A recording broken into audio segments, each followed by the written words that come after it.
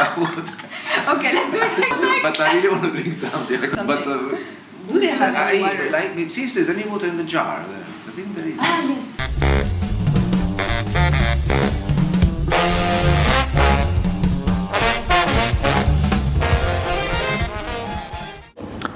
Hello, Andrea. Hi, Isabel. Thank you so much for being here with us today. My first question would be, we are wondering, when we were preparing for this interview with you, we were hesitating calling you an architect or a designer, because in fact, your work also involves a lot of design, and you have these tastes for design, and you also give advice to your clients. So how would you consider yourself, more as an architect or a designer? I think maybe the easy answer, as I said, is to be both, because I could do both. I could do just some design job for a specific project, right? But I am an architect, so I have to call myself an architect if I have to choose between the two. Okay, and what do you think being an architect helps you to do your job in a better way? Or do you think, because I think some designers might not have the architectural background, so what is this architectural background giving you as an edge in your profession? Yeah, when you say my profession, I mean this kind of project, to design an interior space. You mean Yes. this? Yes. So basically, it does give me a little bit of, I think, I don't want to, but a little bit of advantage. Okay. Because being an architect, or study to be an architect, or so it give you also some other perspective, which is how to design the space, how to move the space around. So not just decorating, not just changing material or refurbishing a place, but actually if you have a background of an architect, you can actually change the overall space of an existing space. So that is quite important, because when you go to any redesign space, it's nice to see new materials, new colors, new furniture, but if it's also the space change, it will totally feel different. How would you introduce yourself? Maybe a married man with 3 daughters who has found this design company. And I think maybe that's it. I think. Wow. So first a family. And probably I would say an artist as well. An artist. I wanna think that I can do a bit of art. Can you just tell us about your company, like introducing us your company? To describe the company, you have to read the name, because it's just that. It's a +1 studio. +1 means me plus you plus Daniela. So it's like there is no me. There is just a collaboration process between everybody constantly. So that's what I would like to say to my collaborators. There's me, you, the supplier, the engineering, the client, and so on. So we are open to any type of project that is involved designing. So we are doing, we are taking on a super small project like a logo design, for example, and we also design, industrial buildings. So we are very passionate about designing, and also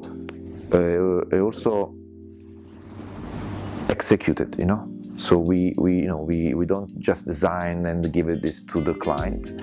We used to do it, but then we found out it's not so good, because you cannot control it, and then it becomes something else. So now if we do it, we're trying to finish all to the end.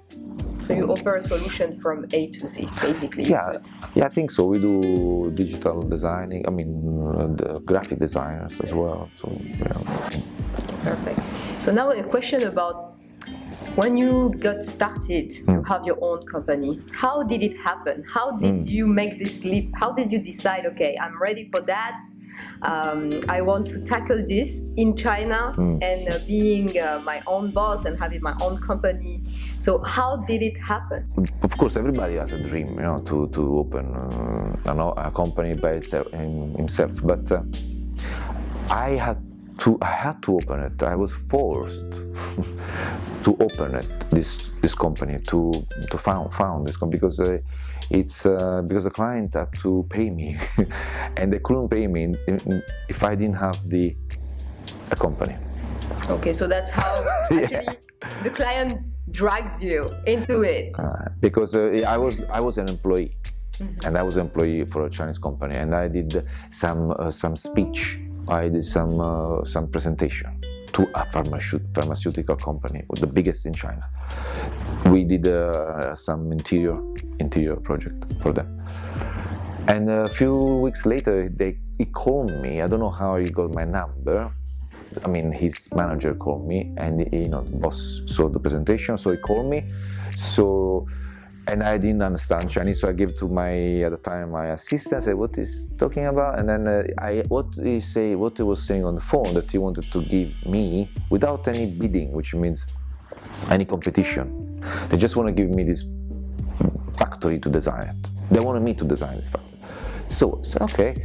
So I decided to do it, but then when we signed, I did also sign the contract, and then, as I say, and I formed a team of collaborators, me and few architects, because it was a huge project. It was a 100,000, more than 100,000 square meter.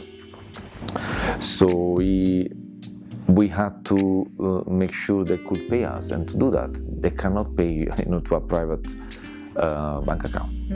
So because of this, we had to register a company.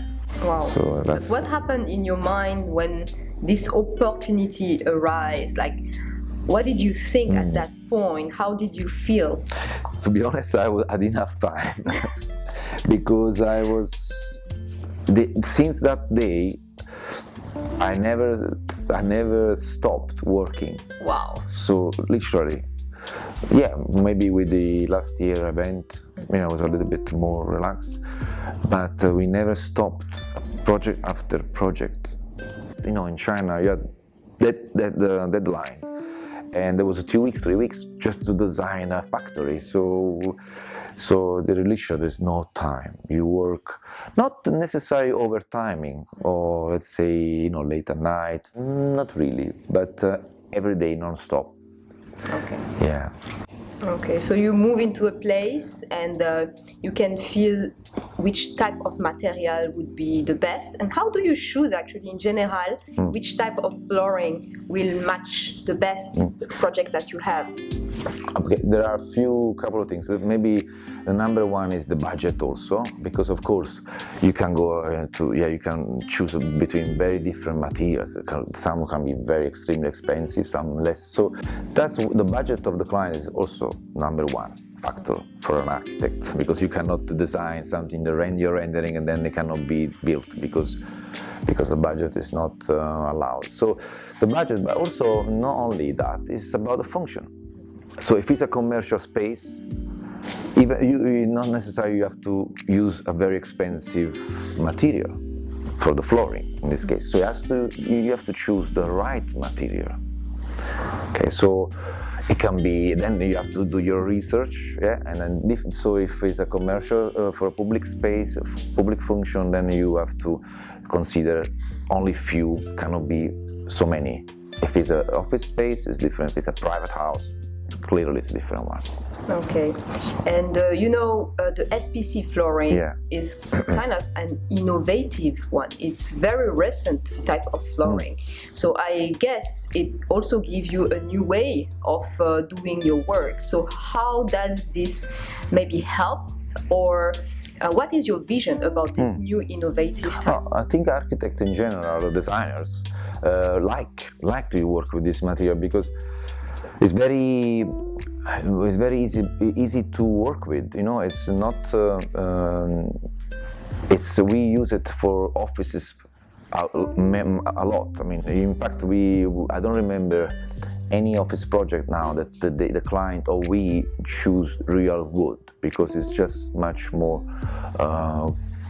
it's not so practical to use it. While the SPC flooring is giving us a lot more flexibility, also cost effective, and also durability. You know, it's as strong as the wood, if not more. Maintenance wise, it's also better because with the natural wood, for example, we're talking about, I'm comparing the wood because with wood, for example, we take, you know, the more older it gets, and maybe in some spaces you like that kind of scratchy flooring. So, but in an office where usually only has a life in China, especially for 5 years, something like 4 years, because then usually they move out of the refurbishment. So that is a perfect material for us to use because it lasts all 4 or 5 years or 6 years. Well, it depends how they maintain it, but we like it to use it. And you can come, you can choose between different colors, different types, and so it's a very flexible for the designer. It doesn't matter which look do you want. If it's a concrete look like, yes, you can use it. If it's a very warm, cozy space and you want to use some warm color, so you can also choose between different options. Yeah, So we like give you freedom. It gives you freedom Yeah. of choice, and maybe as well in the long run, you might have less complaints, and your client will enjoy it for like several. Yeah, that's true. The only thing your client has to do it is to keep it clean, of course, like any other floor. And this is also a good, another good part or an advantage of this type of flooring, because you only need very few products to clean it, to keep it clean. Okay. So. Thank you. And I saw in your all your adventures, I would say, because you are from Italy, and you have been in London, and now you are in Shanghai, and it's been a decade that you are in Shanghai, and you are your own boss. You have your own company, plus one studio, architects and designers. So what is the key of your success in China as a foreigner coming in a foreign country like China and succeeding in various projects? So what is your secret? Thank you for this succeeding words. So thank you for that. I'm trying not to project all the attention to me. I rather to have everybody in my company to do their part, which they do, but also to the eyes of the client. So I don't want the client just look at me and say, I mean, one day I would like to, but at the moment it's still a little bit like this. So which means, I guess they kind of trust me. Okay, so they they come to me directly. But also I think you need to be able to have good collaborators. And I think the one I have, they are quite good. So it's been a luck, but also you need to be patient with them. Because it's not easy sometimes to work so long. But I've been working with them for 4, 5, 6 years. Wow. So this is not very common. So usually they come and go. For which type of project would you recommend the SPC tiles more? More, okay, because it could be literally used everywhere to answer, but even in a house, in a private house. But more, I would say, is easy to answer because it's the commercial space usually is the best for this. For the reason I said before, because usually, they after a few years they want to change it, they want to move out. So I think this would be the best, I guess, for the commercial. But then also, I think F&B can easily go. Some coffee space or restaurant, bars also. But office space, certainly, right? You can also use it. That's Okay, maybe some last questions. What do you enjoy being in Shanghai and working in Shanghai and having your own project and your life in general? What do you like about this? I like that today we are doing this. So there's every day literally something that, and this is also thanks to us, right? That we have to think something every day, to just, otherwise we'll be very monotonous. And so every day or every week, let's say every month, no more than a month. You need to really reinvent something. You need to do, even for me, you, all of us, you need to, whatever field you're working, you need to try to bring something new to your company.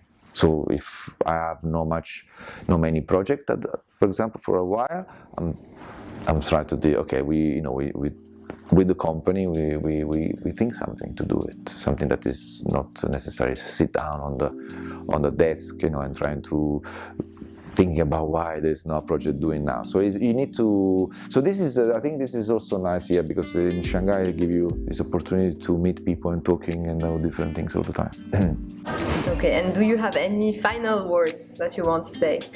No, well, just thank you for meeting you. It's nice always to talk to you and meet you. No, thank you also for this. So maybe, yeah, to show you are the first one to come here. Nobody hasn't seen it yet. So yes, thank you for offering us the opportunity to see at first hand the beautiful Damarco, and because I have been here before and I'm here now, I can see how beautifully you blended the before style and the new modern face of Damarco, and I really love it. no, thank you very much. I hope the customers like. Sorry, not the client. The client likes it. I'm sure they will.